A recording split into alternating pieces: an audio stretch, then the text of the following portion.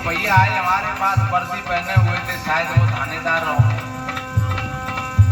उन्होंने कहा गुरुजी हम आपके प्रवचन सुनते देखो, तो हमारे उन्होंने मोबाइल में से निकाल करके बताया और तमाम हमने जो वो कर रखे, क्या कहते हैं, सब्सक्राइब कहते हैं। हमने कही ये तो बढ़िया बात है, अच्छी बात है, लेकिन एक आधा घंटा पीछे देखा तो वो इतने पी करके आए और आकर के भाई बगल में बैठे गए। महाराज मैंने तो आपको गुरु मान लिया है, कोई कुछ भी कहे तो महाराज ने बुरो मत मानियो, जो तो मुंह में आदत लगी। और जब तक सत्संग हुआ तब तक भी गप सड़ा के बात कर रहे और सत्संग शुरू हो गया कौन को सत्संग पसंद सुनते। तो सज्जनों वास्तव में कितना बढ़िया कहा है,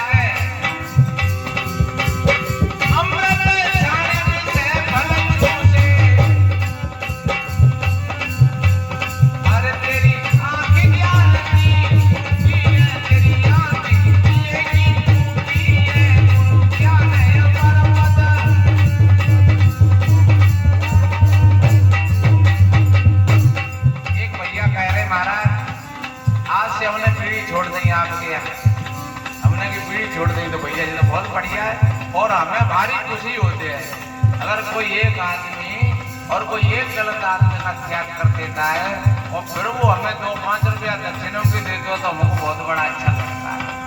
और अगर कोई आदतों में लवलीन है और वो हमें 5-50 रुपया देता है तो हमको लगता है यार इससे नहीं लेना चाहिए। क्यों नहीं लेना चाहिए? क्योंकि जो जो भाई बात ही ना मानो तो जाके 50 रुपये से हमारा पाएंगे। लेकिन कोई जब ऐसी बातों को मान लेता है, भैया ने कही कि महाराज मैंने बीड़ी छोड़ दी, मैं तो बढ़िया बात है। और ये 2 महीना बाद मिले, हमने कही लाला ठीक ठाक मान लो, हाँ गुरु महाराज बिल्कुल बढ़िया है, मैंने बीड़ी ना भी बिल्कुल। तो हमने कही कुछ और तो ना ले लेते, हाँ वो तो सिगरेट ले लेते। हमने कही दादे तो फिर बीड़ी बढ़िया है। तो सज्जनों ऐसा छोड़ना नहीं होता है कि एक चीज छोड़ दे और दूसरी ये पकड़ ले, दूसरी ये छोड़ दे, तीसरी ये पकड़ ले, चौथी ये पकड़ ले, चाई माई और वहां की माई। इसलिए हम तो निवेदन करते हैं कि सत्संग का अर्थ ही होता है कि कोई बात हमारी समझ में आ जाए तो हम उसी क्षण उसका त्याग करें। हम बहुत गांजा पीते थे, बहुत पीते थे, बहुत तंबाकू खाते थे, गुटखा खाते थे। जब हमको कोई समझाने वाला मिला, ऐसा ही हमने सुना, हमने अपने मन ही मन में ये विचार कर लिया कि वास्तव में हम तो जानते हैं ये गांजा बीड़ी सिगरेट ये तो संतन की चीज है, लेकिन आज ये समझ में आई है कि ये संतन के तो बिल्कुल विपरीत है। तो सज्जनों वास्तव में जो व्यक्ति संकल्प प्रकट होता है वो धीरे धीरे अपने लक्ष्य को प्राप्त कर देता है। और सत्संग मनोरंजन नहीं है, सत्संग मनोमंजन है, मन का मार्जन करना। क्या बोला?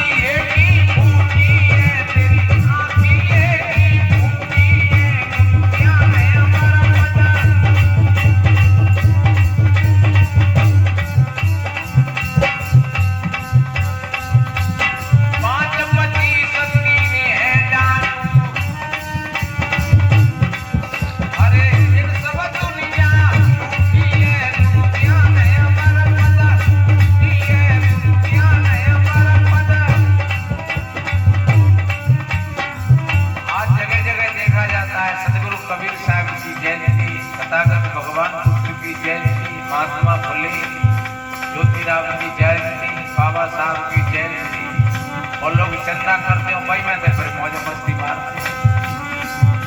इन महापुरुषों ने कितना त्याग किया, कितना बलिदान किया, जिन्होंने अपने बच्चों को तक नहीं देखा, परिवार को नहीं देखा, समाज के लिए उन्होंने अपना पूरा का पूरा जीवन समर्पित कर दिया। और सज्जनों अगर हम जयकारे बोलते रहे और अगर उनकी रहनी और उनके विचारों को अपने अपने जीवन में धारण नहीं किया तो फिर वो जयकारा लगाना भी एक उनकी मजाक उड़ाना। इसलिए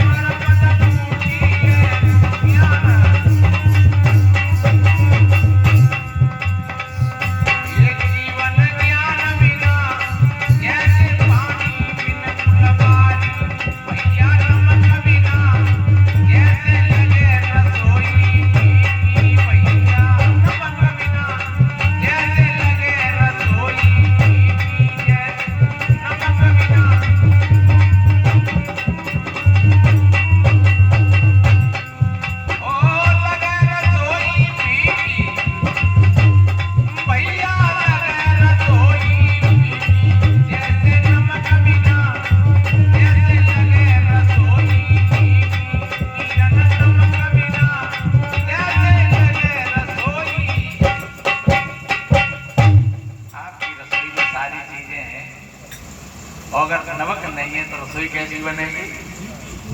फीकी बनेगी। आपके पास में सारी चीजें हैं लेकिन ज्ञान नहीं। कोठी है, कार है, बंगला है, सारी चीजें हैं लेकिन ज्ञान नहीं है। तो ज्ञान नहीं है तो ये कोठी, कार, बंगला सब ऐसे ही जानो जैसे बिना नमक के रसोई। तो सज्जनों, वास्तव में जहाँ ज्ञान होता है, जहाँ थोड़ा विवेक होता है, वो व्यक्ति अपने आप को निर्मल बना लेता है, पवित्र बना लेता है और जीवन सुंदर बनता है। तो ज्ञान से बनता है। ज्ञान का मतलब ये मत समझ लेना कि हम भजन गा रहे हो तो हम ज्ञानी ज्यादा हो, या हम प्रवचन कर रहे हो तो हम ज्ञानी ज्यादा हो। ज्ञान का मतलब होता है जो कुछ चीजन ने अपने भीतर में उतार लेता है, सच्चे अर्थों में वो ज्ञानी होता है। बड़े बड़े शास्त्रियों को देखा है, साधु महात्माओं को देखा है, बड़े बड़े उच्च कोटि के वक्ता हैं, लेकिन जब उनके बारे में सुनते हैं तो फिर घृणा हो जाती है। सच्चे अर्थों में हमारे भीतर के जो सद्गुण हैं वही हमारे मित्र हैं, हमारे भीतर के जो दुर्गुण हैं वही हमारे सबसे बड़े दुश्मन हैं। जब हमारे भीतर के मित्र जागृत हो जाते हैं तो बाहर के दुश्मन तुम्हारा कुछ नहीं बिगाड़ सकते, और तुम्हारे भीतर के दुश्मन अगर जग गए तो आपको बाहर के मित्र बचा नहीं पाएंगे। जिन लोगों को लाखों लाखों लोग सामने नाचते थे, बड़े बड़े मंत्री प्रधानमंत्री जूताओं को पहुंच पहुंच करके उनको पहनाते थे, वो आज लोहे के सलाखों के भीतर है, कोई बचा तो नहीं पाया। ये बाहर के कोई काम में तो नहीं आए क्योंकि उनके भीतर के दुश्मन जागृत हो गए, तो बाहर के मित्र सारे के सारे किनारा कर गए। और जिनके बाहर के, जिनके भीतर के मित्र जागृत हो गए, उनको बाहर के मित्रों की कोई आवश्यकता नहीं है। बताते हैं, एक बार कोई एक संत महात्मा बैठे हुए थे और सिकंदर की सवारी आ गई। तो सिकंदर के जो मंत्री था उसने आकर के महात्मा से कहा, है महात्मा खड़े हो जाओ, हमारे बादशाह आ रहे हैं। उस महात्मा ने कहा कि हम तो बादशाहों के भी बादशाह हैं, तुम्हारे बादशाह कहां से आए? हम तो बादशाहों के भी बादशाह हैं। उस मंत्री को बड़ी थोड़ी सी चोट लगी। उसने जाकर के अपने बादशाह से कहा, सिकंदर से कहा, हजूर एक फकीर बैठा हुआ है रास्ता में और वो कहता है कि हम बादशाह को इस पास से आए। तो सिकंदर आया और सिकंदर भी नाराज हो गया। ए फकीर, कैसी बात करता है तूने क्या बोला कि हम बादशाह के भी बादशाह हैं? कि हाँ, मैंने सही कहा था कि हम बादशाहों के भी बादशाह हैं। क्या मेरी बराबर तेरे पास में कुछ है? कि हाँ बता, तेरे पास क्या है?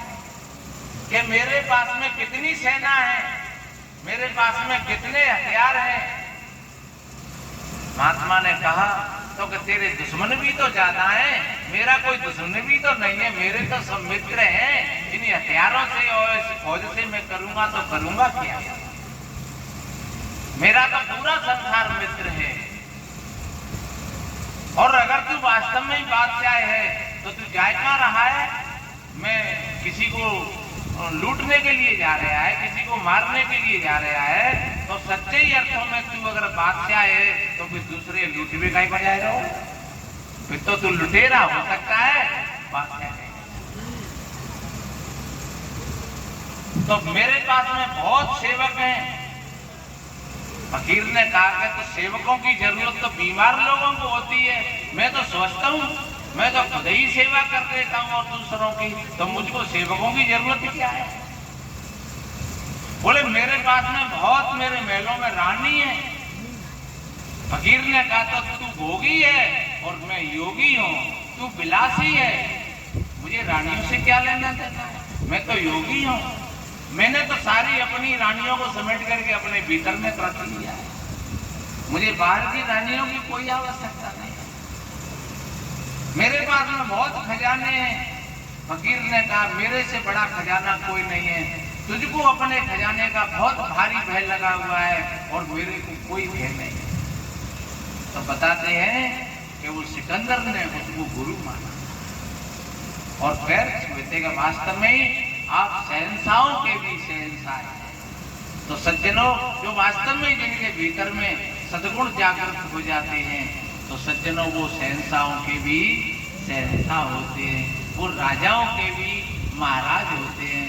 फिर वो बाहरी चीजों के गुलाम नहीं होते हैं, बाहर की चीजें उन्हें कोई परेशान नहीं करती हैं। जैसा समय परिस्थिति के हिसाब से जैसा जो कुछ हो जाता है वो वैसे ही गुजर जाता है। तो हमें अपने भीतर के सद्गुणों को जागृत करना चाहिए। वास्तव में हम धन्यवाद देते हैं जो हमारे विजय बाबू सिंह भाई साहब और उनकी धर्मपत्नी, और सच्चे अर्थों में अगर पति पत्नी हो तो ऐसे ही विजय सिंह बाबू उनकी इतनी प्रशंसा करते हैं कि आंखों में आंसू आए, और वो भी कभी जब बात करती हैं तो इतनी प्रशंसा करती हैं उनकी कि भाई वास्तव में हमें जैसा आदमी मिला है ऐसा शायद कोई और नहीं, दुख में सुख। और वास्तव में ऐसा होना भी चाहिए भाई। पति और पत्नी कहने के लिए तो दो होते हैं, लेकिन जो शादी होती है तो फिर वो एक ही हो जाते हैं। और शादी का अर्थ ही एक साधना है।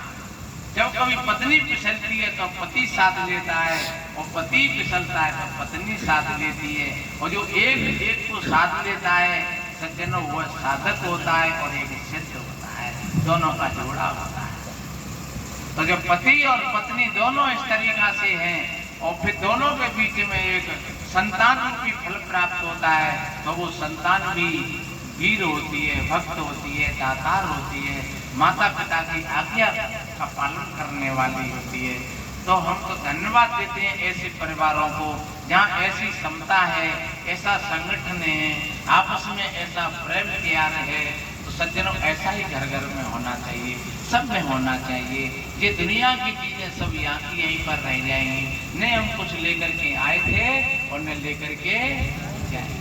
सब बीच बीच का सौदा है, सब यहीं पर मिला था और सब यहाँ का यहीं पर रह जाएगा। माता मंदाल था अपने बेटाओं को उपदेश करती तो वो कहती शुद्धो असी बुद्धो असी निरंजनो निर्विकारो असी संसार माया पर वर्जितो असी। ए बेटा, तुम शुद्ध हो, तुम बुद्ध हो, तुम साक्षात परमात्म स्वरूप हो, ये रोना तुम्हारा काम नहीं है। और संसार माया पर वर्जितो असी, ये संसार को त्यागने के योग्य है, आज नहीं तो कल, कल नहीं तो परसों। इन संसारी की चीजों पर जो कोई व्यक्ति अगर विवाद करता है, लड़ता है, गिरता है, मरता है, तो समझ लो तो उसकी वृत्ति में माया नहीं। माया तो माया नाम की कोई चीज नहीं है। माया एक अपने भीतर का अज्ञान है। एक छोटी सी बात और कह करके पूरा कर रहा हूँ। बताते हैं कि एक भैया को ये गन्ना लेकर के आया, देखो, और दोनों बच्चा सामने से आए हैं। एक भैया को बच्चा, एक अपना बच्चा। माने गन्ना को बीच में से तोड़ करके और ऐसे करना चाहा, तो जिस हाथ में जड़ वाला गन्ना था उस हाथ पर तो आ गया भैया का बेटा, जिस हाथ में अंगूला वाला गन्ना था उस हाथ पर आ गया अपना बेटा। तो ऐसे करके जड़ वाला गन्ना अपने बेटा दे दो, वो अंगूला वाला गन्ना भैया का बेटा। भैया देख रहे हो, भैया ने कही भैया नहीं हो तो न्यारे न्यारे माने बात का है। अरे कि भैया न्यारे न्यारे जाओ। अरे कि फिर भी बात तो है कुछ। हाँ के भैया बात गजुना अंटा अलते ही माया है। वे बच्चा माया नहीं थे, वो गन्ना भी माया नहीं था, लेकिन हमारे भीतर में जो मैं और मेरे का भाव पैदा हो गया कि ये मेरा है और ये मेरा था, बस यही माया है। मैं और मोर तो रसों माया, यही माया है। ये मेरा तेरा मेरा वो चर्चा लगमन जाई तो माया। हम शाम को बैठ करके अपने मन का निरीक्षण परीक्षण करें, सवेरे बैठ करके अपने मन का निरीक्षण परीक्षण करें। सज्जनों, हमारे महात्मा जी इस बात पर थोड़े से में बहुत भूल गए थे कि वास्तव में हमारे भीतर में हमारी स्मृति में उसका दीपक जल जाए तो एक प्रकाश का भाव प्रकट हो जाए। तो हमें प्रत्येक वस्तु प्रत्येक पदार्थ जैसे का तैसा नजर आए।